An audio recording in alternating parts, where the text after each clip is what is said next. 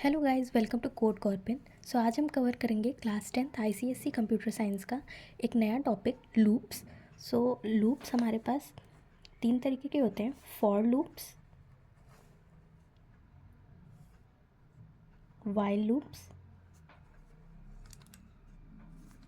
और do while loop.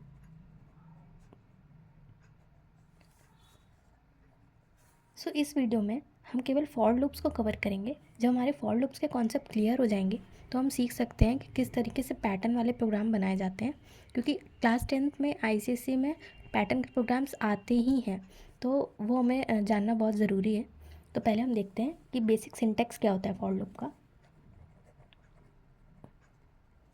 तो for loop का सिंटेक्स कुछ इस तरीके से होता है: for in i is equals to 0, i is less than is equals to n, i plus plus. और इसके अंदर हम कोई भी स्टेटमेंट एग्जीक्यूट कर सकते हैं। ये कितने भी स्टेटमेंट हो सकते हैं, जो भी हम लाइक इफ़ कंडीशंस, एल्स, या कोई भी फॉर लूप भी यूज़ कर सकते हैं। लूप के अंदर भी लूप यूज़ कर सकते हैं, उसको हम नेस्टेड लूप कहते हैं। अभी के लिए हम सिंगल लूप देख रहे हैं कि किस तरीके से एग्जीक्यूट कर सकता है लूप, और हम किस तरीके से रन कर सकते हैं उसको। तो फॉर लूप में हमारे पास तीन पार्ट होते हैं। पहला पार्ट होता है इनिशियलाइजेशन।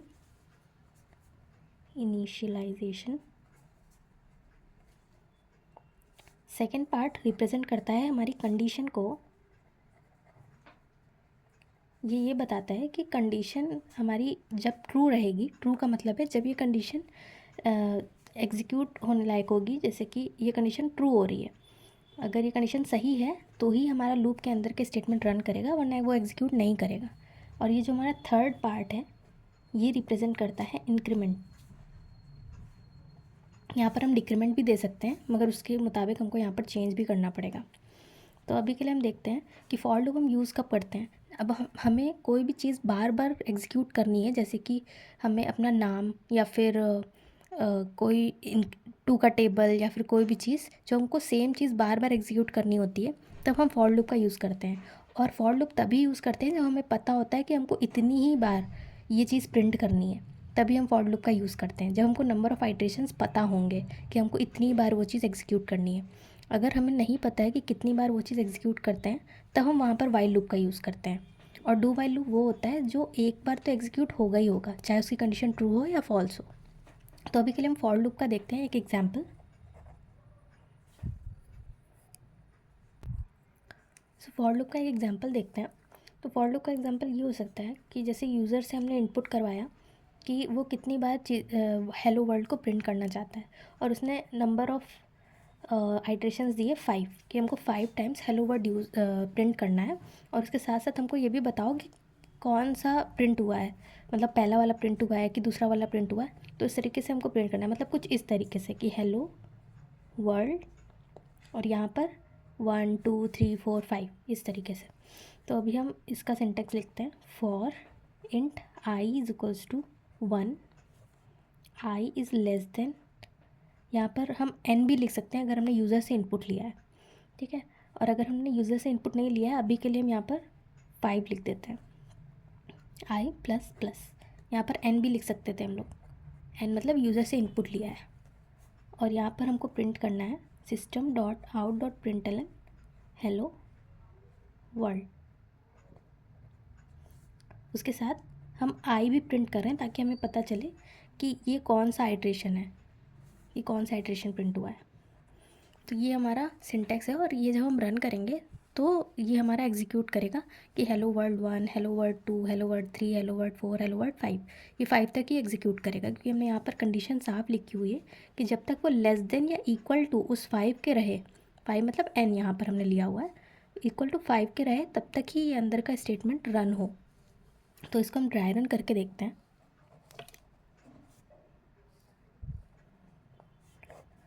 पहला हमने स्टार्ट किया है लूप अपना 1 से।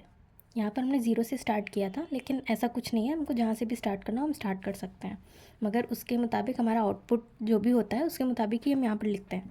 तो अभी के लिए हमने आई इक्वल्स टू 1 लिया है, तो आई इक्वल्स टू 1 लिया। फिर हम यहाँ पर देखते हैं I is less than is equals to N, यानी कि आई की वैल्यू क्या है 1, तो 1 is less than is equals to n, और एन की वैल्यू है 5। क्या 1 5 से छोटा है? हाँ छोटा है, यानी कि कंडीशन ट्रू है। और हमारा ये जो इंक्रीमेंट होता है ये तभी भी एग्जीक्यूट होता है जब अंदर का स्टेटमेंट रन हो चुका होता है और ये फॉर लूप दूसरे आइटरेशन के लिए इसके पास आता है। यानी कि ये दोनों पहले चेक होगा लेकिन ये बाद में एग्जीक्यूट होगा। तो अभी हम देखते हैं कि आई इक्वल्स टू 1, ये कंडीशन ट्रू है, ये इसके अंदर आएगा और यहाँ पर देखिएगा कि हमको hello world as it is print करना है क्योंकि ये इन्वर्टेड कोड्स में है, लेकिन ये हमें वही प्रिंट करना है जो करंट वैल्यू होगी इसकी, क्योंकि ये चेंज हो रही है, इसीलिए हमने इसको इन्वर्टेड कोड्स में नहीं लिखा हुआ है। तो यहाँ पर प्रिंट करेगा हेलो वर्ल्ड और आई की वैल्यू ऐड कर देगा इसके अंदर, क्योंकि ये स्ट्रिंग है तो यहाँ पर कॉन्कैटिनेट होगा। कॉन्कैटिनेट मतलब यहाँ पर इसकी आई की वैल्यू प्रिंट हो जाएगी 1, हेलो वर्ल्ड 1, ये प्रिंट हो जाएगा। फिर ये दूसरे आइटरेशन के लिए फॉर लूप के पास जाएगा और देखेगा कि आई की वैल्यू हमको इंक्रीमेंट करनी है, यानी कि इंक्रीमेंट मतलब प्लस प्लस, यानी कि 1 से एक वैल्यू ऐड कर दो, यानी कि आई की वैल्यू हो जाएगी आई इज इक्वल्स टू 2। और ये कंडीशन फिर से चेक होगी, क्या 2 5 से छोटा है? हाँ छोटा है, कंडीशन ट्रू है। फिर से इसके अंदर आएगा और ये इसको प्रिंट कर देगा और इस बार प्रिंट होगा हेलो वर्ल्ड 2। ये भी प्रिंट हुआ और ये भी प्रिंट हुआ, यानी कि दोनों साथ में एक दूसरे के नीचे आएगा। फिर ये उसके बाद दूसरी लूप के लिए जाएगा और यहाँ पे आई की वैल्यू फिर से बढ़ा देगा। तो आई की वैल्यू हो गई 3। क्या 3 छोटा है 5 से? हाँ छोटा है, कंडीशन हो गई ट्रू। फिर से ये प्रिंट करेगा हेलो वर्ल्ड 3। 3 क्यों? क्योंकि यहाँ पर करंट वैल्यू आई की 3 है, हमने इसको इन्वर्टेड कोड्स में नहीं लिखा है, बाहर लिखा है, इसलिए वेरिएबल इसको माना जाएगा। तो यहाँ पर वैल्यू चेंज होती रहेगी। फिर ये नेक्स्ट लूप के लिए जाएगा और आई की वैल्यू हो जाएगी 4। क्या 4 5 से छोटा है? हाँ ये छोटा है, तो कंडीशन हो गई ट्रू।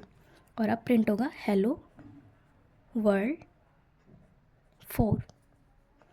उसके बाद यहाँ पर देखेगा कोई भी अगला स्टेटमेंट नहीं है, फिर से इसके पास जाएगा और यहाँ पर देखेगा आई की वैल्यू हो जाएगी 5। 5 is less than equals to 5, ये भी कंडीशन ट्रू है।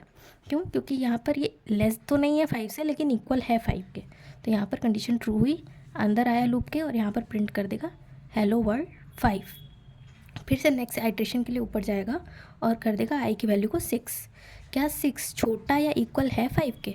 ये कंडीशन फॉल्स हो गई, और फॉल्स जैसी ही होती है ये इसके अंदर आएगा ही नहीं, इस लूप के अंदर ही नहीं आएगा, ये केवल इसके बाहर यहाँ पर आ जाएगा और इसके बाकी जो भी प्रोग्राम लिखा होगा वो एग्जीक्यूट करेगा। तो हमारा क्या प्रिंट होगा? Hello world 1, hello world 2, hello world 3, hello world 4, hello world 5।